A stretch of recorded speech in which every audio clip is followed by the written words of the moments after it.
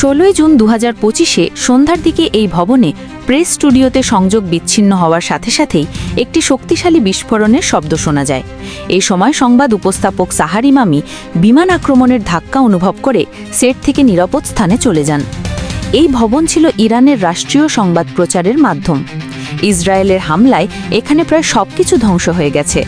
হামলার সময় স্টুডিওতে ধুলো ও ধোঁয়ার ক্লাউড অনুভূত হয় এবং সেটের সবুজ পর্দা ও অন্যান্য যন্ত্রাংশে আক্রান্ত হয়।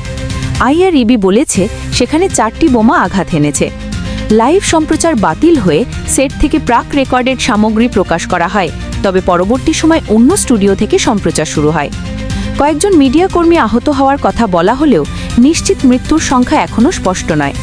আইআরইবি ও ইরানি সরকার এটিকে যুদ্ধপরাধ ও জনসাংবাদিকদের বিরুদ্ধে হামলা হিসেবে প্রতিহিংসামূলক দাবি করেছে। ইসরায়েলিরা দাবি করেছে আইআরইবি স্টুডিও শুধুই সংবাদ কেন্দ্র নয়, বরং আইআরজিসি-এর সামরিক যোগাযোগ কেন্দ্র হিসেবেও ব্যবহৃত হতো। ইসরায়েলের প্রতিরক্ষামন্ত্রী ইসরায়েল কাটস এক বিবৃতিতে বলেন, ইরানের প্রতারণামূলক ও উস্কানিমূলক প্রচার মাধ্যম ধ্বংস করাই আক্রমণের উদ্দেশ্য ছিল। পরবর্তী নিউজ আপডেট পেতে নিউজ 80 সাবস্ক্রাইব করে পাশে থাকুন।